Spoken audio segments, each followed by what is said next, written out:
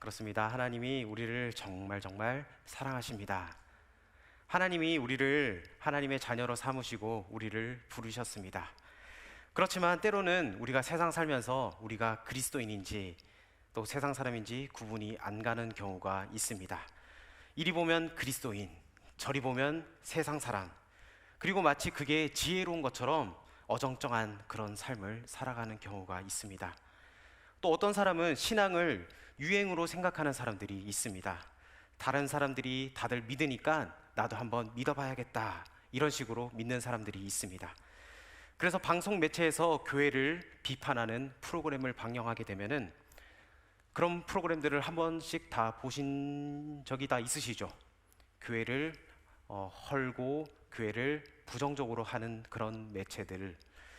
그래서 그런 악의적인 프로그램을 한번 방영한다면 약 10만 명의 성도들이 떨어져 나간다고 합니다.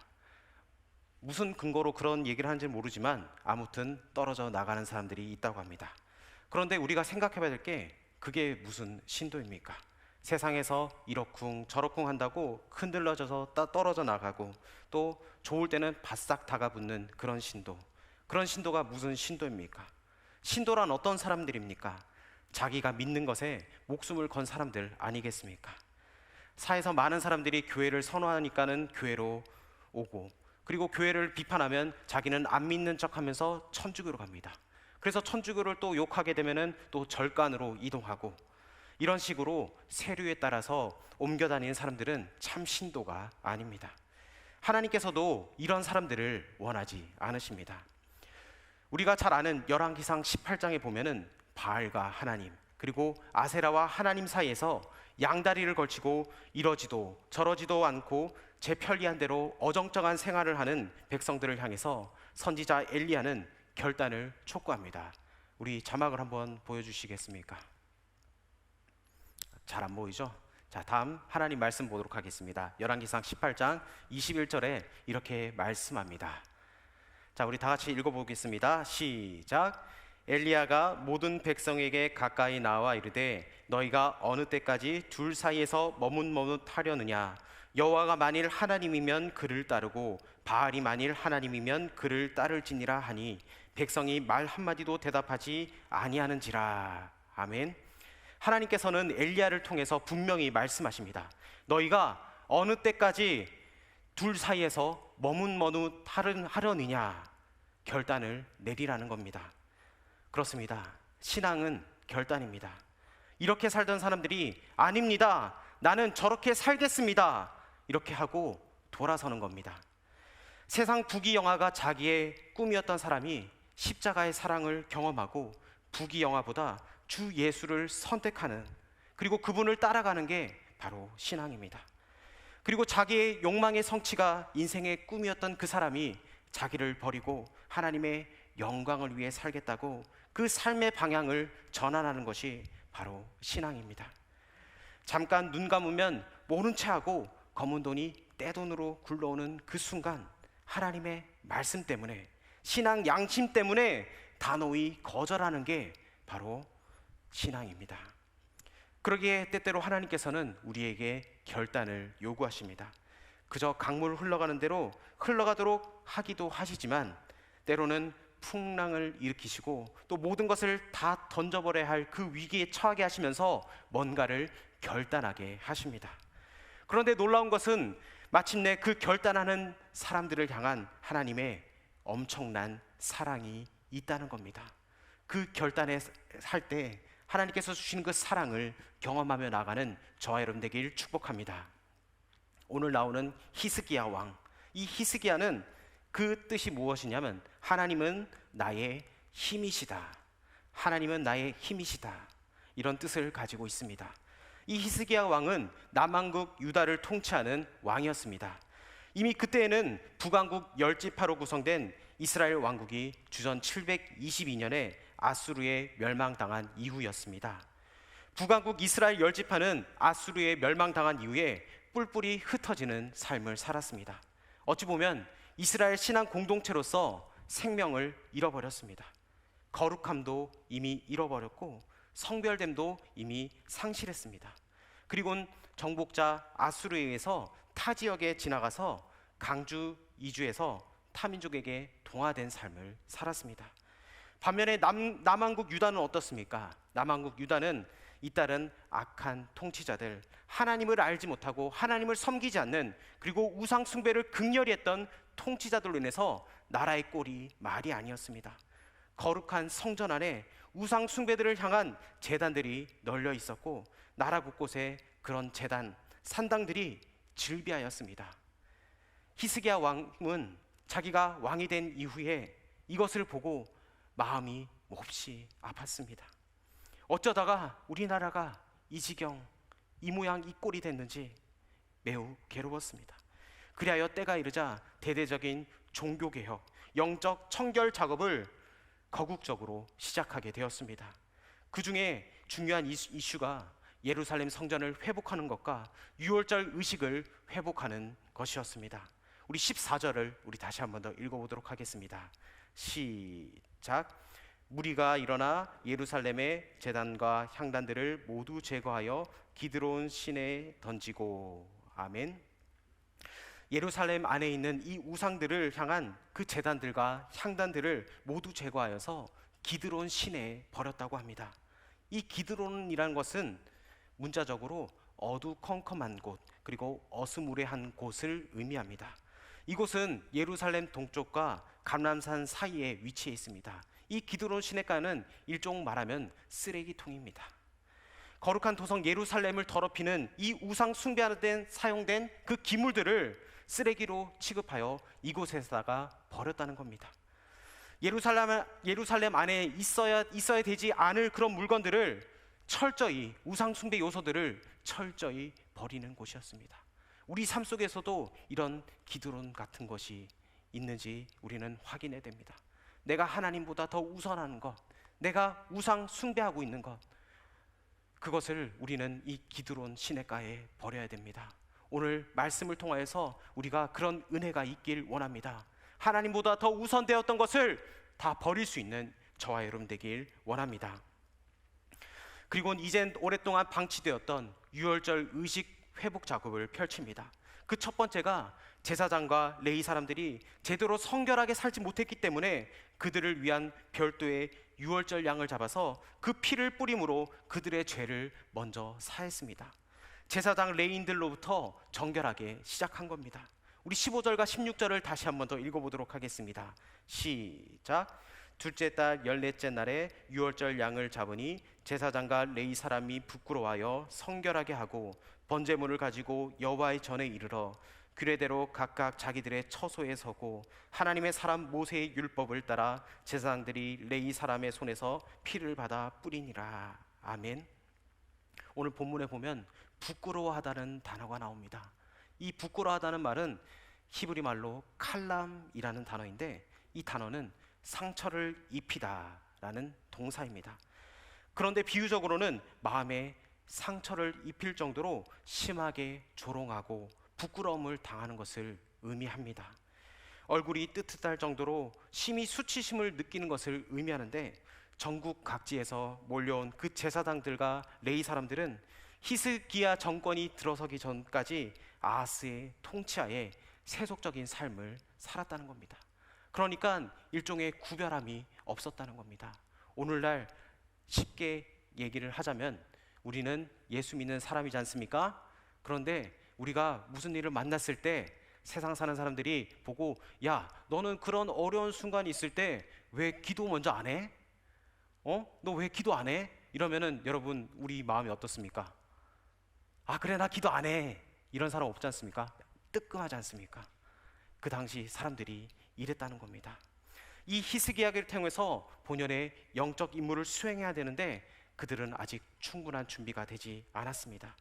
자신들이 먼저 지도자로서 해야 하는데 일반 백성들보다 더 나은 것이 없이 그들의 얼굴이 뜨뜻할 정도로 심한 수치심을 느끼면서 스스로를 거룩하게 했다는 겁니다. 우리는 세상으로부터 지탄을 받는 사람들이 아니라 세상 사람들로부터 우리는 칭찬을 받아야 합니다. 왜냐? 우리는 그리스도인이기 때문입니다. 그런데 이들에게 더 큰 문제가 생겼습니다. 제사장과 레위인들은 이미 해결했는데 일반 백성들, 그 중에서도 북에서 내려온 열 지파가 문제였습니다. 히스기야는 오랫동안 방치되어 희미해진 이 유월절 의식을 회복하는데 남한국 유다의 두 지파에게만 시행한 것이 아닙니다. 이미 망해버린 그 북왕국의 그 열 지파, 200여 년 동안 유월절을 지켜보진 못한 그들을 초청해서 함께 유월절 의식을 회복하려고 했습니다. 전국에서 엄청난 사람들이 모였습니다. 주전 930년에 나라가 남과 북으로 갈라진 이후에 200년이 훌쩍 지난 이후 처음으로 전 지파가 모여서 거국적인 유월절 축제 행사를 했습니다. 그런데 문제가 생겼습니다. 아주 심각한 문제가 생겼는데 우리 17절과 18절 상관절까지 한번 읽어보도록 하겠습니다. 시작. 회중 가운데 많은 사람이 자신들을 성결하게 하지 못하였으므로 레위 사람들이 모든 부정한 사람을 위하여 에브라임과 므낫세와 이사갈과 스불론의 많은 무리는 자기들을 깨끗하게 하지 아니하고 유월절 양을 먹어 기록한 규례를 어긴지라. 아멘. 여기까지 읽겠습니다. 여기 보면 에브라임, 므낫세, 이사갈, 스불론, 이 사람들은 북쪽 지방 사람들입니다. 이 사람들은 최소한 200년 동안 유월절을 지켜본 적이 없는 사람들이었습니다. 다시 말해서 자기 멋대로 살던 사람들이었습니다. 하나님도 거룩함도 잊어버리고 세상 사는 것이 좋아서 또 세상 사는 것이 다 바빠서 잊어버리고 살던 사람들이었습니다. 그러니 그들은 오죽이나 새 속에 물들어 있지 않겠습니까? 어느 목사님이 친구를 전도했습니다. 그런데 친구가 오긴 했는데 와이셔츠 주머니 있지 않습니까? 부모님들 와이셔츠에 거기에 이제 담배 한 보루를 딱 가지고 예배당에 왔습니다. 그래서 친구 전도해서 왔으니까 목사님이 마음이 좀 불편하지 않아요? 그 친구 전도했는데 친구가 담배를 딱 가지고 오니까 목사님이 기도했습니다. 하나님, 이 친구가 교회 왔는데 오늘 좀 은혜 좀 진하게 받고 좀 돌아설 수 있도록 도와주세요. 이렇게 간이 조마조마하면서 목사님이 말씀을 전했습니다. 근데 다행히 이 친구가 말씀에 은혜를 받기 시작합니다. 그랬더니 자신이 담배를 여기 갖다 놨는 것을 뒷주머니로 옮깁니다. 그러면서 눈물을 흘리면서 그래, 하나님 말씀 참 좋다, 이렇게 하면서 예배가 끝났습니다. 그래서 목사님이 이 친구를 보고 야, 너 예배 끝났는데 왜 안 가고 거기 앉아있냐 이랬더니 내가 오늘 은혜를 많이 받았다. 혹시 여기 니네 교회 목사님 몇 분 계시냐 이렇게 물어보더랍니다. 그랬더니 이 목사님이 왜 목사님 알아서 뭐 하려고? 내가 은혜를 받았으니까 내가 은혜를 갚아야겠다 이렇게 얘기했답니다. 그래서 목사님이 그러면 너 그 은혜를 어떻게 갚을 건데? 이렇게 하더니 그 친구가 어떤 대답을 하신 줄 아십니까? 내 오늘 한 잔 쏠게, 가자, 이런 식이었다는 겁니다. 너무 오랫동안 세상에 살았기 때문에, 거룩한 예식을 잊고 살았기 때문에 하나님께 나와 예배를 드린다고 했지만 이들의 규례를 어긴 겁니다. 그것도 엄숙한 유월절 규례를. 여러분, 유월절 어린 양의 피가 무슨 의미를 가지고 있습니까? 이 유월절 어린 양의 피는 하나님의 진노를 넘어가게 하고 하나님의 백성들은 노예된 생활에서 자유케 하는 그런 유월절 의식입니다. 이 유월절 어린 양의 피의 제단을 뿌린다는 것은 그 제단을 중심으로 모인 모든 사람들에게 심판에서 건져서 자유케 하는 축복을 누리는 하나님께 거룩한 예식입니다. 하나님께 제사 드리는 이 규례, 자신을 깨끗하고 드려야 하는데 자기를 돌아보지 않고 더러운 몸, 더러운 정신, 더러운 영 그대로 들고 와서 거룩한 하나님의 제사에 참여했다는 겁니다. 복을 받으려고 나왔는데 이제 복은커녕 화를 면키 어렵게 되었습니다.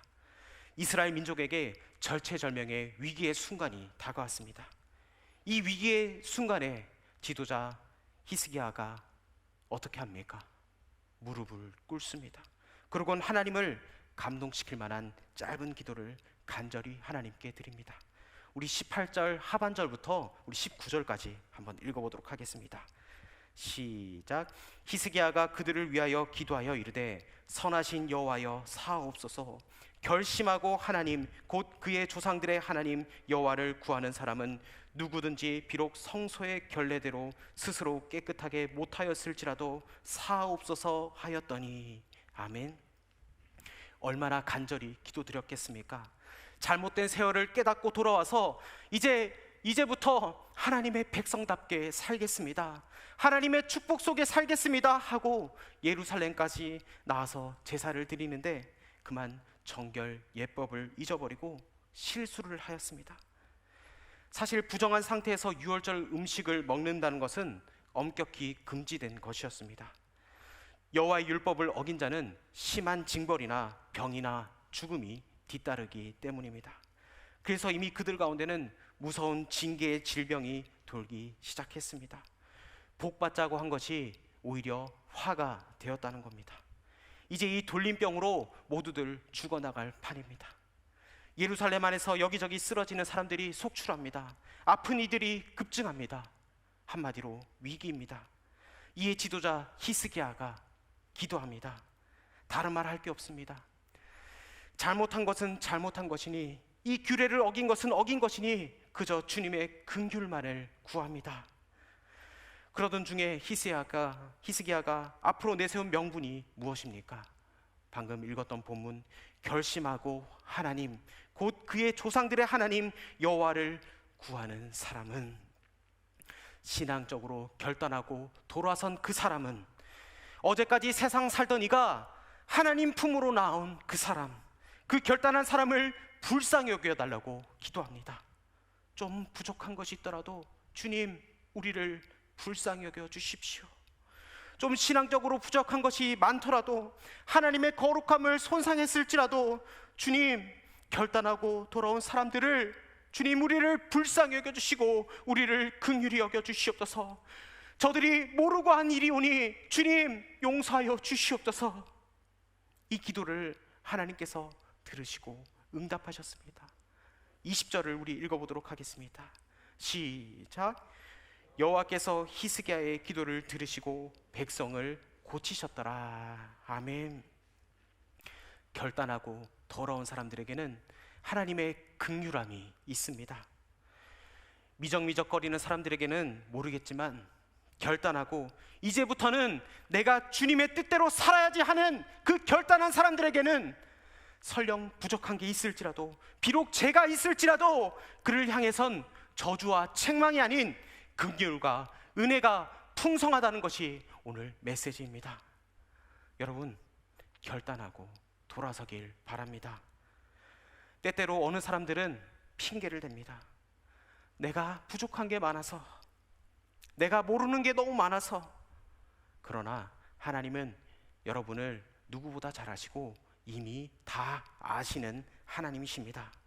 내가 부족한 것, 내가 무식한 것, 내가 아무리 단순하게 살고 싶어도 나는 복잡한 인간이라는 것을, 내가 이기적이라는 것을 우리 주님은 다 아십니다.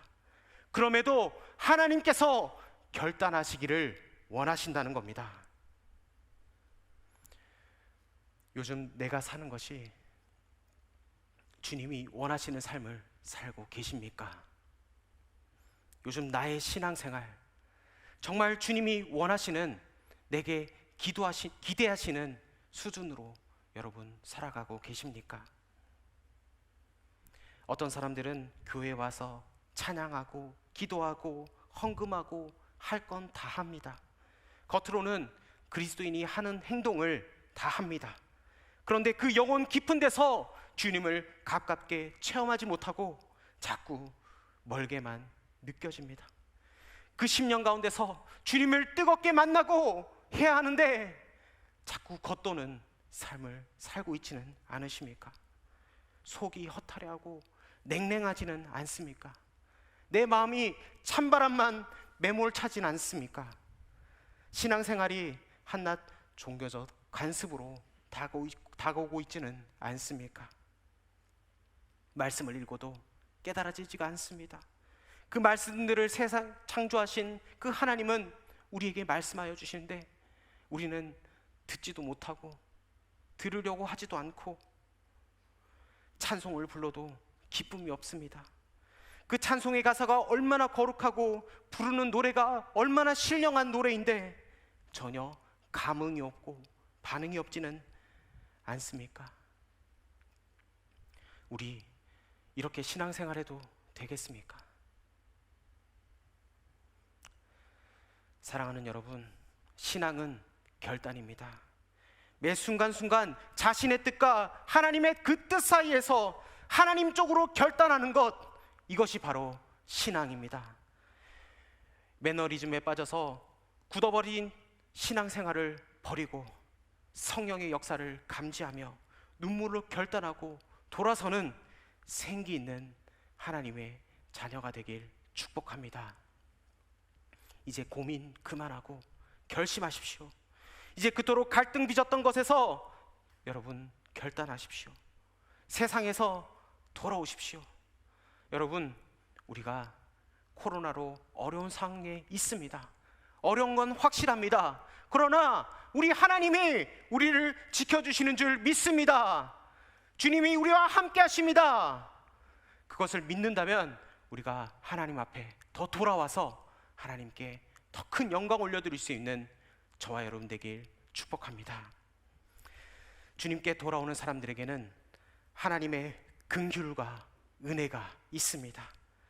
나는 예수님을 믿는 사람입니다.